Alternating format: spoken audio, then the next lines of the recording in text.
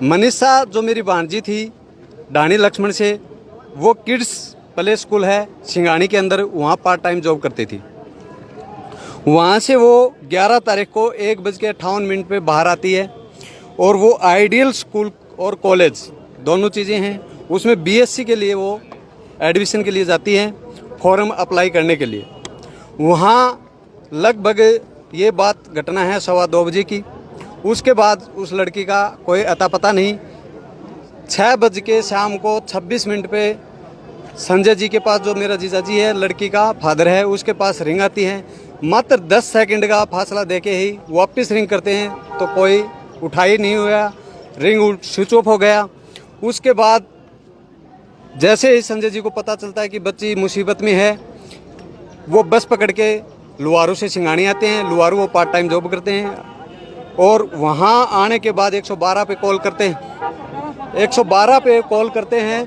Call करने के बाद 112 आती है, वहाँ आइडियल स्कूल में जाते हैं। वहाँ जाने के बाद जब उनको बोला जाता है कि भैया आप CCTV दिखाओ, फुटेज दिखाओ, यहाँ लड़की आई है क्या, उन्होंने मना कर दिया, कोई लड़की आई नहीं है यहाँ और यहाँ स्टाफ भी नहीं है।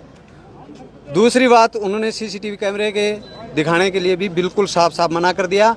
और जो 112 में जो मुलाजिम थे, उन्होंने उनसे, कॉलेज वालों से हाथ मिला के और बात करके वापस आ गए। संजय जी को वापस सिंगानी गांव में छोड़ दिया जाता है और 112 से जो मुलाजिम थे वो कहते हैं कि आप थाने जाओ लुहारू, वहाँ FIR कराओ। संजय जी वहाँ से आते हैं, FIR के लिए जाते हैं, FIR नहीं होती। ये घटना 11 तारीख की है, जबकि FIR रात को 12 तारीख को 7:30 बजे शाम को FIR होती है हमारी। जब थाने जाते हैं तो वहाँ भी ऐसा ही व्यवहार होता है कि मैं शब्दों में शायद ही बयां कर सकूँ। उन्होंने कहा कि आपकी लड़की कहीं पिकनिक मनाने गई होगी, किसी के साथ गई होगी, जबकि हमारी जो भांजी है वो पूरे गांव में और सब में ऐसी शरीफ लड़की थी, कोई ऐसा नहीं था। उसके बावजूद हमने वहाँ फ़ोन वगैरह करा के वो FIR लास्ट में लॉन्च करवाई। उसके बाद ASI शकुंतला जो कि आइडियल स्कूल में आती है, उसको भी वो स्कूल वाले मना कर देते हैं कि हम नहीं दिखाएंगे, आप जा सकते हो। 13 तारीख को प्रिंसिपल साहब आएंगे 11 बजे, उस टाइम हम आपको फुटेज दिखा देंगे। उसके बाद जितने भी फुटेज थे वहाँ कैमरे थे, उनसे सबसे छेड़छाड़ खाने की गई है। 12 तारीख की ये घटना घटने के बाद 13 को सुबह शकुंतला मैडम का ही फ़ोन आता है कि सिंगानी में एक डेड बॉडी मिली है। जब हम वहाँ जाके देखते हैं तो चेहरा जला हुआ था, कुछ भी नहीं था। ऐसी बुरी तरह से निंदनीय घटना थी और वहाँ डेड बॉडी की हमने शिनाख्त की। उसके बाद पूरा प्रशासन आता है, लुहारू का SDM भी आता है, डिप्टी भी आते हैं। उन्होंने आश्वासन दिया था कि 24 घंटे के अंदर हम मुजरिमों को गिरफ्तार करेंगे। तो अभी तक कोई भी गिरफ्तारी नहीं हुई है, नहीं कोई, सिर्फ आश्वासन दिया जा रहा है। और पुलिस क्या कर रही है क्या नहीं, अभी तक हमें कुछ नहीं बताया गया।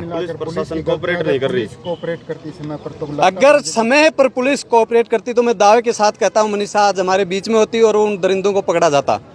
तो SP साहब आए, क्या आश्वासन मिला, क्या SP साहब ये बोल के गए कि हम कार्रवाई कर रहे हैं, लेकिन कार्रवाई कहाँ तक है और इसके अलावा कुछ नहीं किया।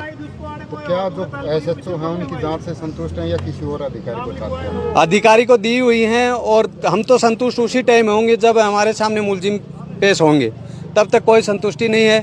और हमारी मांग यही है 112 का जो भी जाब्ता उस टाइम था उसको सस्पेंड किया जाए, लुहारू थाने को सस्पेंड किया जाए और जो भी मुलजिम है उनको जल्द से जल्द गिरफ्तार किया जाए, तब हम अंतिम संस्कार करेंगे हमारी बच्ची का, तब तक नहीं करेंगे। धन्यवाद।